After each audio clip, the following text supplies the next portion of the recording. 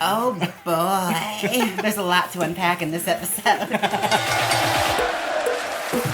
Welcome to Ring the Bell, everyone. This is DS. I'm Lola Star. We have a special guest that just came back. Oh my god, it's like I was just here. Hi everyone, it's Jaymes Mansfield. Jaymes Mansfield, and she now is our competitor. Yes. She have a new show called... Oh yes, I do Queens of the Ring with me and Sylvia Nix. They know so much. I'm like, what are they even talking about? We're encyclopedias of useless knowledge when it comes to wrestling. So if you want some obscure knowledge about wrestling, go to James's channel and check that out. We are here today to discuss important matters. Viewer discretion advised. Because we are here to talk about the guilty pleasure of WWE Divas. Oh boy. There's a lot to unpack in this episode. And I could already hear people being triggered here and there. Yeah. Don't get me twisted. Just let it be known, we're going to praise the accolades of great in-ring performers like Deborah, Terry Runnels, the Cat. The guilty pleasure we're talking about is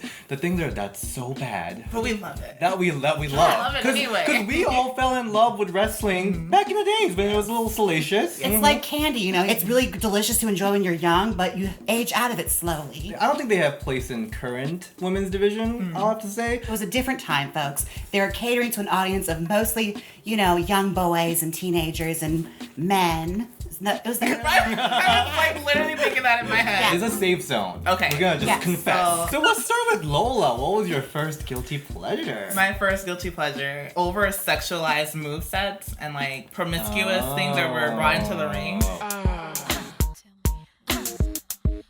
So I hated it because, of course, they had the women exploiting themselves, but at the same time I loved it because there was something the men couldn't do. Or the fact you got to see girls at all. Yeah. Like, especially in the 90s, like, girls never had matches, and if they did. Speaking of, like, sexual moves and things like that, I remember the Cat and Terry had a thong stink face match. What? First ever thong stink face match. To win this match, you had to deliver a stink face to your opponent. I remember an episode of SmackDown where the Cat defended the women's championship in an arm wrestling match.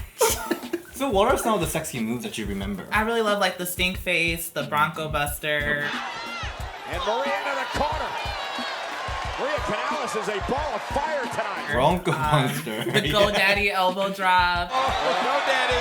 Maybe not the right time to GoDaddy. Kissing. I remember kissing was Oh, part like of the long moves. kiss goodnight. Yeah. Yes. I think she was trying to smother Mickey. And wait a minute. Look at this lip lock. Wow. A lip lock. Oh, even Jillian, she used to grab her opponent and just like rub him in her boobs. Oh, yeah, like a motorboat. Yes. There's one woman who still kind of uses that in athletic ways, and I think that's Naomi. She uses her boobs on the back. And she also has like a twerking move, right? Yes. Eva Marie wasn't any good in the ring. That is innovative. Yes, I love that. Yes, that's why I'm like, I love those moves because it's like entertaining, but it's a little like, it's sexy. So Lola, you use some of those moves. Currently, I've done the stink face, but I would love to do the Bronco Buster. Bring it back. I don't know what it ever hurts. Maybe you can explain that to me. Like, what is it supposed to hurt? You're like, pounding on somebody really hard. I guess it knocks the wind out of you, I guess. Kinda, yeah. Were there any sexy male stink face? Rikishi did it, but I wouldn't say that was I sexy. have to say, growing up, I always thought Rico's moves were kind of hot. Maybe trying to sunset her. Oh my goodness. One of my favorite guilty pleasures was wrestling matches that took place in foreign substances. I.e. pudding, gravy, any kind of food group or gelatin you could wrestle in, they would find a reason to wrestle in it. You always knew Christmas time whenever. Yeah. Oh True. yeah, the eggnog match. Yes, or Thanksgiving and gravy. Yeah. Thanksgiving was my favorite match. It was Trish versus Stacy, and they just start like food fighting. Hey, wait a minute. About a $1,500 grab. That's on the gravy bowl. My favorite Thanksgiving match was actually a bit of a deep cut. It was Ivory, and I believe it was versus the Cat or somebody, and Ivory starts choking on a mushroom, and the nurse comes out, and like they get into a tuffle, and they rip the nurse's top off and throw her in the gravy. Kitty's choking. They've got the EMTs out there already. The EMT for Kat is a hero of this video. Yeah, she is, yeah. She is a pioneer. She defended the title in many different substances, from snow, gravy. She won the belt in a swimming pool, an evening gown swimming pool match. Imagine that, like, still being, like, a thing. Imagine being a female wrestler and being told that's what you're doing that night. Like, okay, we're defending the belt in a swimming pool in evening gowns. Yeah. The last one was between Melina and... Actually, no, Stephanie and Vicky Guerrero. What? Yeah. They, Oh, yeah. Vicky, no! She can't go to Don't, Vicky! Yeah, it was like Chocolate? I think it was like mud or something. But they started licking it. No. Well, I'm gonna hug you. That was Vicky Guerrero's last match. It was like, Within chocolate. yeah, because like she came out and I guess she like kind of turned face. She turned face that night Just and that then night. retired. Yeah, that's Storytelling. Oh my god. But it was really good though. Yeah, it was like, you might be McMahon, but I am Guerrero! Guerrero! And she retired that night. Only to return the Royal Rumble. That was an amazing I like, spot. popped. I loved it. Yeah. My guilty pleasure, one of them, is cover reveal segment. Oh my god, yes! Those are like What? the best. Like the Playboy cover event. Oh! Yeah. And I am very against women getting a women's championship push because of Playboy covers. That's kind of... That was kind of cool to me. I don't know. I don't know. It kind of like put people in like weird position. Like, do I have to? I mean, it's a very, rocky road of Yeah. third wave feminism to like work through with that one. Yeah. I mean, in a way, it is empowering, but it depends on, your own kind of, takes on Yeah, stuff. absolutely. Exactly. Playboy cover reveal segments were always full of surprises. Messy is what they were. Yeah. Because even the Sable return that you so loved, that was Playboy cover. Yeah, Tori's Playboy coming out party. And Candice Michelle's Playboy reveal, Ashley Yes. Massaro, they always end up getting their asses kicked and like the thing punched through or something. Yes. My favorite was Trish and Christie's, of course. Oh yeah. Chris the eye! And a tip kick!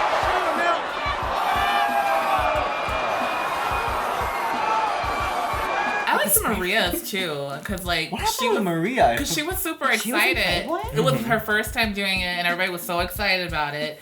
And Santino was always about women like staying in the back, not doing much, not exploiting themselves. So when she was revealing it, she showed it up, and he covered like her whole body so nobody could see it. What? What the hell? She comes again like good medicine. Every step she takes. So my other guilty pleasure, I have to say like just having the Divas title around.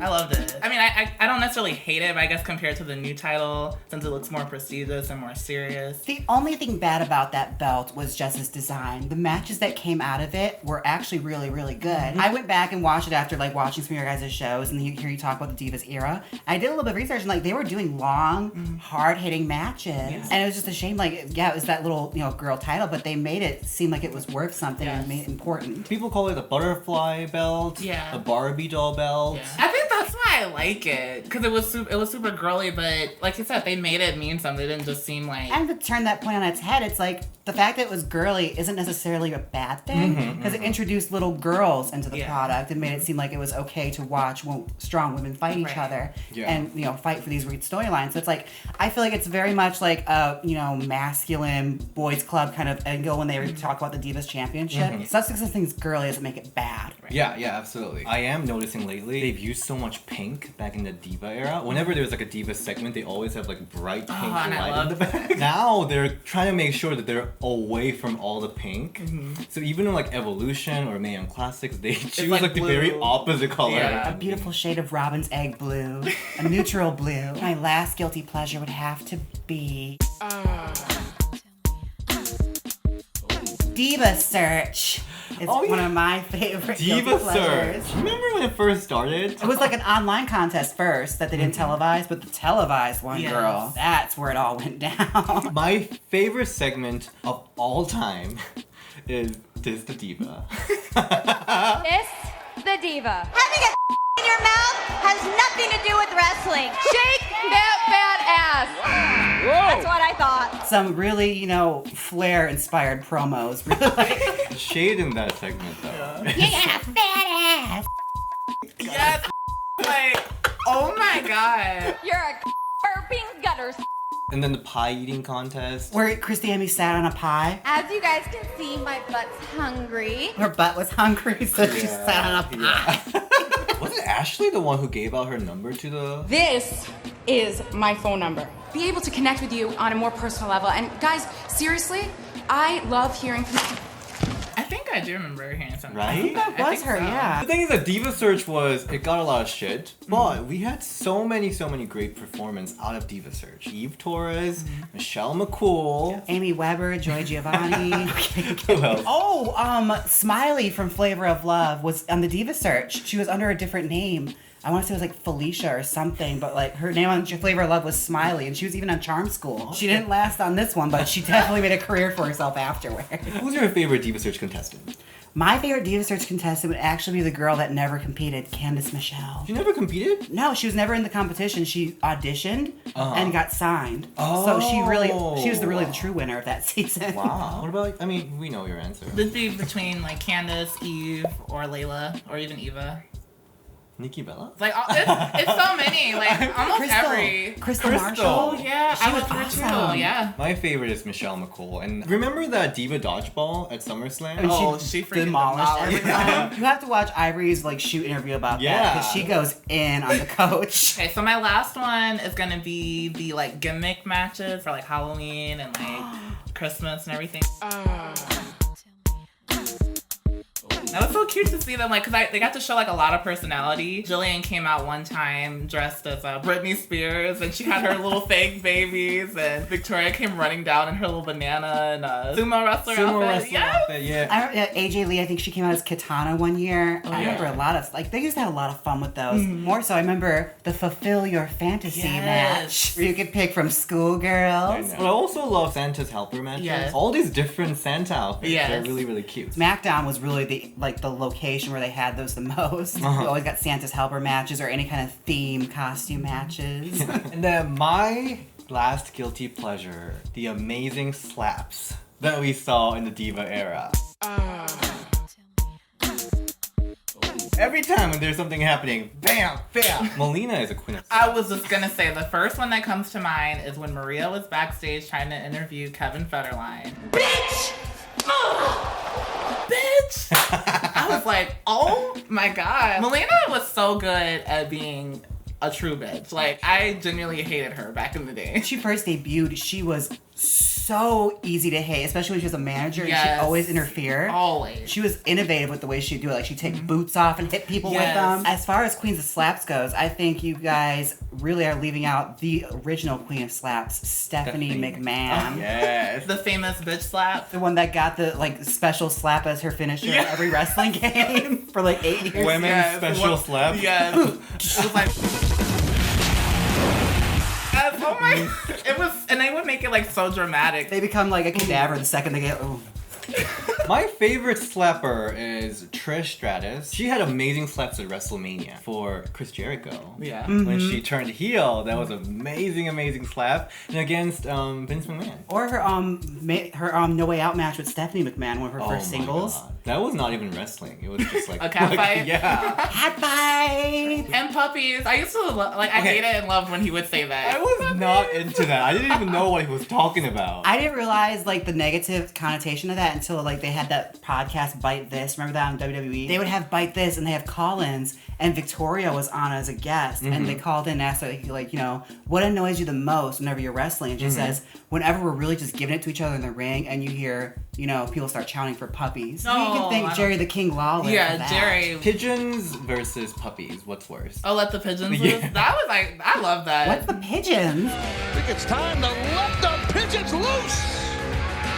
Pigeons? Because don't you let doves go when like you... I just don't imagine like pigeons coming out of their ass. I remember like pigeon being like a negative term for like a busted girl, like when they did that response song to No Scrubs, No Pigeons. all right. So that was Deep our cuts. that was our comprehensive list of all the Guilty pleasures. all the that guilty we love pleasures. that we hate to love. that we love to hate. We love to hate? No, we hate to love them. We love to hate. Okay. She was smiling. She was like...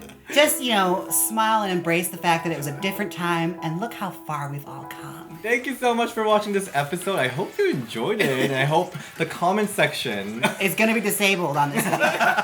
it's gonna be a safe place. Share what you loved about the Diva era. And if you're feeling any kind of negative feelings whatsoever, just channel that into a very well-worded comment about how beautiful we all are. You can find me at Nintendo Boy DS on Instagram. And you can follow me on Instagram and Twitter at TheLoStar. And I'm Jaymes Mansfield on all social medias. Bye. Bye.